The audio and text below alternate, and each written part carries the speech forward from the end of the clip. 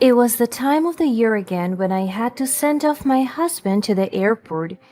He works abroad as a professor at an international top university, and every 3 months in 1 year, he goes back home for a vacation and then he will return to the university.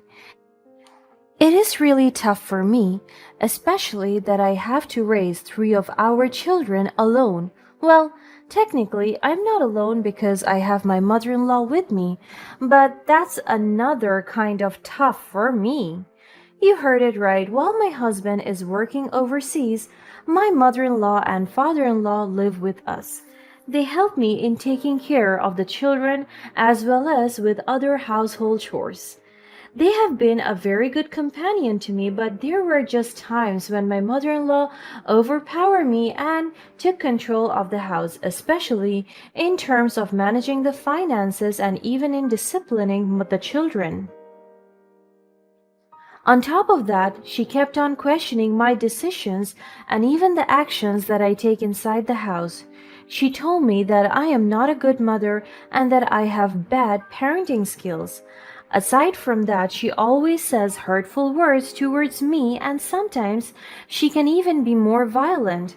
It has always been known to me that she harbored a deep rooted animosity towards me from the start. Her disdain seemed to seep into every interaction, poisoning the family dynamic. The voiceover called the attention of the passengers, so my husband stood up. Well, that's my flight. My husband said in a very bittersweet tone. He looked at me and tears started to form.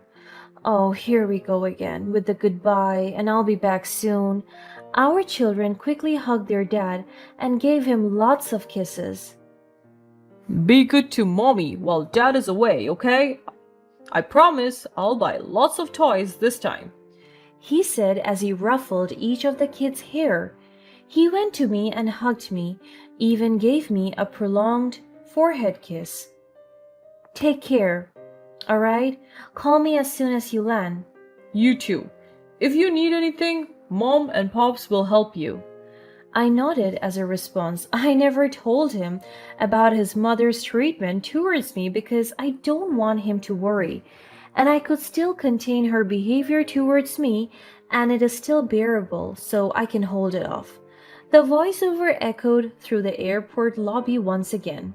Our kids started to sob, and I hugged them all, trying to calm them down. Shh, Daddy's gonna be home soon, I promise. My husband gave them one hug and waved us goodbye as he walked towards the check-in area. Sadness and longing lingered in me once again, but I have to be strong for my family. We immediately went home, and as I was driving the car, I couldn't help but think how my life took an annoying and unexpected turn when my husband decided to work abroad and let his parents live with me because it was when tensions started to run high. As soon as we got inside the house, I heard a banging sound from the inside. I sighed and closed my eyes, taking in all the strength. This kind of commotion is not new to me anymore. A loud grunt was heard across the residence, so I hurried inside with my kids. I am so used to all this, but every time I hear my father-in-law scream in pain, it still hurts me. I immediately went to my in-law's room, and as soon as I opened it, I saw my father-in-law Greg sitting on the couch with him holding his hands. You don't have to hurt me like that, Regine. He shouted at my mother-in-law, but his voice was so weak it didn't even stun his wife. I told you to do your own laundry because I'm not your maid, you idiot. Then you could have told me nicely. I looked around and all my father-in-law's clothes were scattered on the floor. My mother-in-law was still holding his arm. Maybe she held it so tight because I could clearly see her grip on his arm. Nicely? What are you, 3 years old? Why would I ask nicely? It's called respect. I interrupted them. I walked directly to my father-in-law and checked his arm. He grunted in pain as I tried to touch it. Oh, so you are here, lady in shining armor. You are just as useless and stupid as my husband. I clenched my fist to control my anger. I controlled myself not to do anything that I would eventually regret. Regine's cruel treatment wasn't limited to just me. She directed her insults and disrespect towards my father-in-law as well, and every time I witnessed the pain she inflicted on him, it broke my heart. Whenever my father-in-law failed to do something, it seemed so easy for her to lay a hand on this poor old man. I helped my father-in-law to get up, and he shook his head as he looked at me. The dismay and disappointment on his face was so evident. You two are a pain in the ass. If not only my son asked me to man his house, I wouldn't be here. I would be at a beach club living the best of my days. I have a husband who is as stupid as fuck and a daughter-in-law that is so dumb. Wow, what a life. She banged the table near her and walked out of the room. I tried to help my father-in-law with his injury and asked him about what happened. What happened? He heaved a sigh before answering. I was cleaning the car and she went angry after she saw me doing it. She told me that there are better things to do, like doing the laundry. She dragged me inside and scattered all my laundry to the floor. My eyes frowned. The woman has a serious problem. Why would she get mad over something so random? I heard she asked Joe to look for a driver.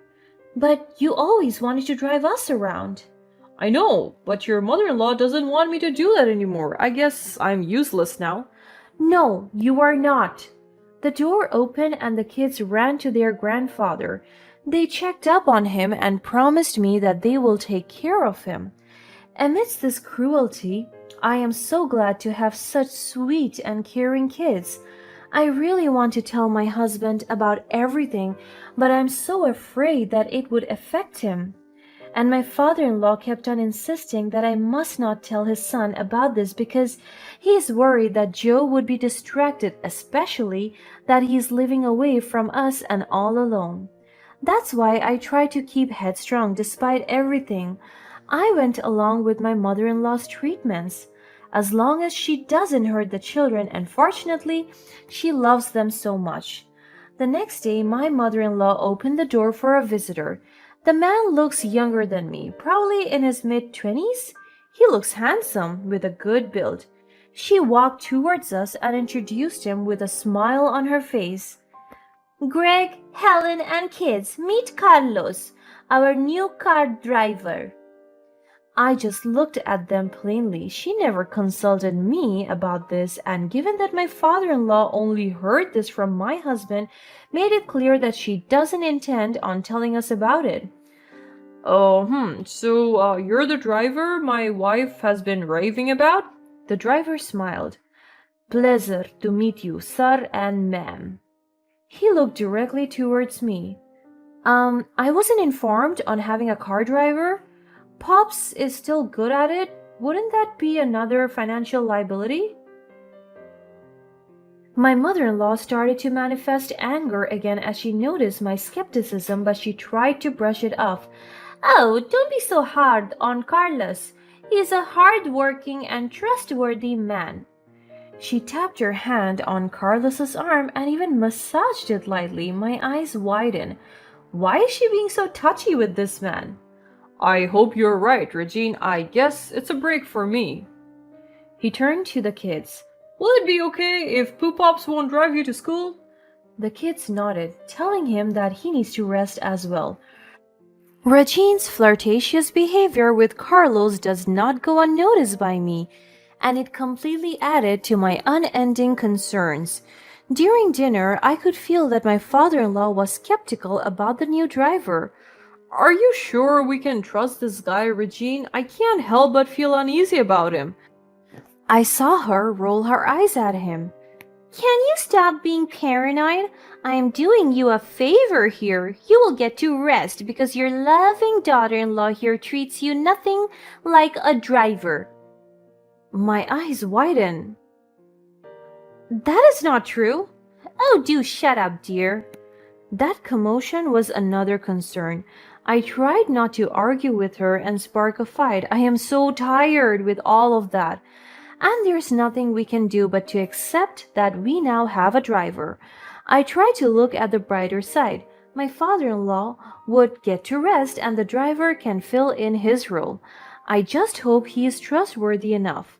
One afternoon, I was preparing snacks for the kids when they finally got home from school. My father-in-law was trimming the backyard's grasses.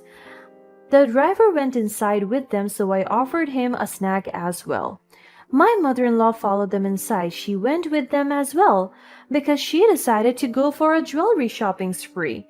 I just couldn't bear looking at her wasting all the money, but it's hers anyway. It's none of my business. My mother-in-law was carrying 2 paper bags, so the driver immediately helped her and walked with her towards her room. It was so weird. Why is she allowing the driver to go inside their room? My father-in-law noticed it and went inside to grab some juice. He didn't say a thing and went to their room. I paid it no mind and started to prepare for dinner. I saw my mother-in-law leave the room humming to her heart's content while checking her jewelry in the backyard.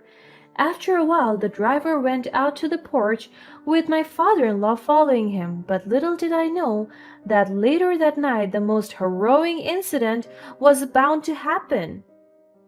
I was cleaning the kitchen when my mother-in-law stormed at me. She slapped me immediately and grabbed my hair. I screamed out of pain, but she pushed me down to the floor and kicked my leg, so I stumbled my face flat to the ground. I can't believe you stole my jewelry, Helen. How dare you betray my trust? What is she talking about? She held my hair tightly to raise my face from the ground. I didn't take anything, please believe me. Her anger intensified as she picked me up and backed me into a corner. She grabbed my arm violently. You think you can fool me? I won't let you get away with this. She accused me of stealing her precious jewelry. Consumed by her rage, she stooped to an unimaginable low, demanding that I strip naked so she could search for evidence. She grabbed my shirt and ripped it apart. She even scratched my neck. Where is my jewelry, you filthy ass bitch? I told you I don't have it. Please stop. It was a degrading experience that left me feeling violated and helpless. I tried to break free from her grip, but I was so overwhelmed by her aggression. She tried to rip my shorts apart, but suddenly the door swung open, revealing my father-in-law. In a twist of fate, Greg walked in on this horrifying scene. His eyes widened with shock and anger as he took in the sight before him. Without hesitation, he stepped up to defend me against his own wife's baseless accusations and threats. In that moment, I saw a glimmer of hope that someone in this family would stand up for me. Regine, what's going on here? She released me, as she was momentarily taken aback by my father-in-law's unexpected presence. Oh, shut the hell up, Greg. This woman stole my jewelry. I caught her red-handed. If you want to help her, just don't do it. You won't succeed anyway. Regine, enough with these mistreatments. I can't believe you would treat Helen this way without any evidence. Have you lost your mind? I certainly think that she lost her mind a long time ago. Regine smacked me out from telling the truth. I want all her nonsense to end. Regine, this ends now. No more false accusations and abuse. She just laughed at him as if nothing fears her. My father-in-law stepped between me and her, shielding me from further harm. Regine fumes in anger. If you defend her, Greg, I'll make sure everyone thinks she's seducing you. I'm your wife. You listen to me. Ah, yes. The wife that always reminds me of being stupid and dumb. Regine, your threats won't work anymore. Your behavior has crossed the line. It's time to face the consequences. Regine's face twisted with anger and frustration as she realized her power over me and Greg was slipping away. The aftermath of that pivotal moment was filled with tension and uncertainty. The family dynamic shifted, strained by the revelation of Regine's true color. Yet, amidst the chaos, the truth began to surface. I saw Carlos walking out of your room, our own room. Are you having an affair with him, woman? My eyes widened in shock. No, this isn't true. Regine looked away and still continued to act superior. What a baseless accusation! Same as to me. You accuse me over something I didn't do, but mine happens to be true. I let go of her grip and sided with my father-in-law. My father-in-law Greg had long been aware of Regine's abusive behavior and couldn't bear to witness it any longer. Do you want to hear the real truth? He threw a bag of jewelry to the ground. There's your jewelry. I made sure that I got that from the guy you are sleeping with. Her eyes widened in complete, utterable shock. She clutched it and still her expression was unexplainable. My father-in-law discovered the real culprit behind the stolen jewelry. Carlos, the secret lover, the family driver. No, no way. Her voice trembled. I also made it sure that I put him into custody. And don't worry, the authorities are on their way here for the evidence and, of course, for another case. My father-in-law looked directly to her soul. You! She panicked and got up on his feet and held her husband's hands. Greg, what do you mean? You're going down with him. You are not my wife anymore. You're a violent monster. You lied to me and you betrayed me. You have hurt us in ways I couldn't imagine. You even sacrificed our relationship with an awful man who is double your age. The bruises in our bodies are evidence of your abuses. A siren hovered our entire street, and as the sound grew prominent, she started to panic. She knelt down and asked for forgiveness. Greg, Helen, please forgive me. I don't want to be in jail. Spare me, please. I will do anything. My brows raised from her last line. You will do anything? Okay. Get some help. The police barged in and handcuffed her, and the next thing we knew, she was detained. I informed my husband about everything. He went home immediately to help us face the aftermath of the problem. This revelation strengthened our case against Regine and exposed her web of lies. Bolstered by this newfound evidence, Greg made the difficult decision to file for divorce, seeking justice and protection for both me and himself. The legal proceedings are arduous, and the community's reactions varied, yet amidst the adversity, our family rallied together. Greg, my father-in-law, became a pillar of support, as did other family members who stood by us during this trying time. Their unwavering love and encouragement gave me the strength to speak out against the abuse, inspiring others to break free from their own chains. Finally, the day of reckoning arrived. Regine was convicted for her abusive actions, facing the consequences of her behavior. It was a bittersweet victory, a turning point that offered closure and a chance for healing. In the aftermath of Regine's conviction, our lives slowly transformed. The wounds began to heal, and we rebuilt our shattered relationships based on trust, love, and resilience. The journey to recovery wasn't easy, but we emerged stronger and more determined than ever before. Through this ordeal, I discovered my own strength and voice. I refused to be silenced by the shadows of abuse, using my experience to shed light on the issue and empower others to break free from their own chains.